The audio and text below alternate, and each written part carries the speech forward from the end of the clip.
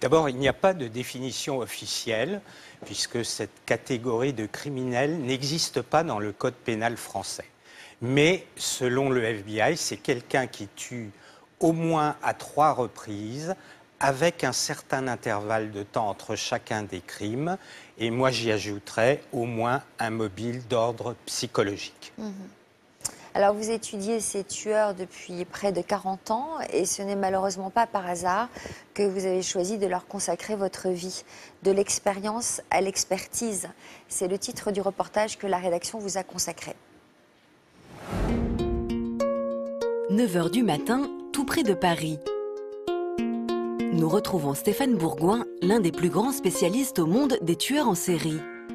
S'il est aussi fasciné par cet univers, c'est parce qu'en 1976, alors qu'il est installé en Californie avec sa compagne, il la retrouve assassinée à leur domicile. Pour se reconstruire, il a besoin de réponses.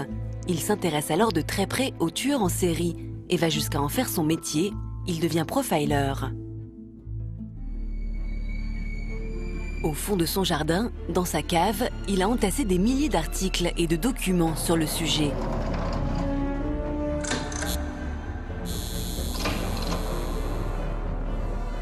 Bon, ici, c'est un peu toutes mes archives.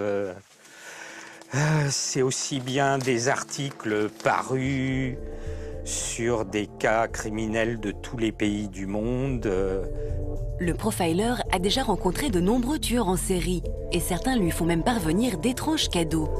C'est des peintures de Danny Rolling, qui a été surnommé l'éventreur de Gainesville. Il m'a envoyé aussi des écrits, des poèmes, son autobiographie.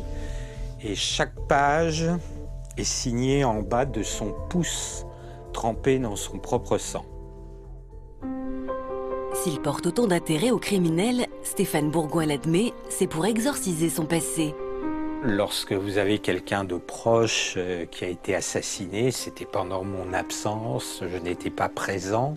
Donc peut-être qu'elle était là au mauvais moment, au mauvais endroit, et que si j'avais été présent, ça ne serait pas arrivé. Donc il y a évidemment une certaine forme de culpabilité qui peut intervenir. Peut-être aussi de transformer quelque chose qui était terrifiant pour moi en quelque chose de positif pour aider les autres. Après avoir suivi 2 formations au FBI et avoir effectué un immense travail de recherche sur la psychologie des tueurs en série, il assoit sa notoriété en 1993 avec la publication d'un livre considéré comme la Bible sur le sujet.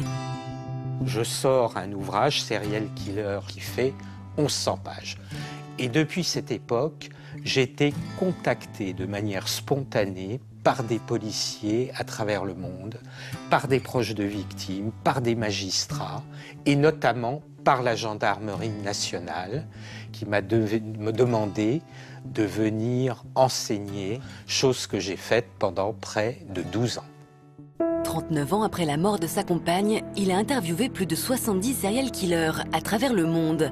Et aujourd'hui, il décrypte pour nous son entretien avec celui qui a inspiré le célèbre personnage d'Hannibal Lecter.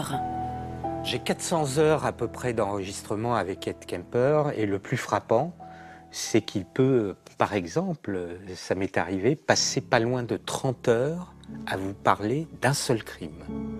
Il va vous raconter les moindres détails, les dialogues, l'interaction avec la victime, l'odeur qu'avait l'herbe ce jour-là, et le tout comme si vous et moi, nous discutions de notre dernière sortie au restaurant.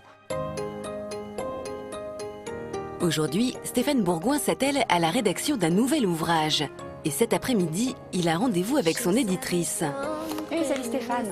Ils doivent finaliser ensemble la mise en page de son dernier livre. Alors, est-ce que tu veux qu'on fasse déjà une première sélection de ce qui pourrait aller pour les 12 mois de l'année, un peu comme... Oui, très bonne idée.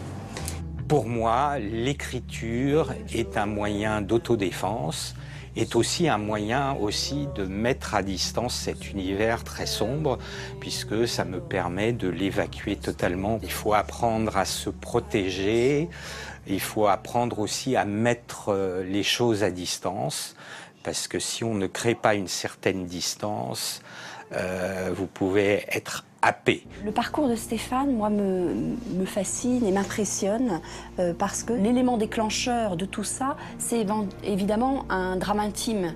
Et il en a fait une véritable force. Est-ce que ma soif de connaissance va s'arrêter un jour? Je ne le pense pas, sincèrement.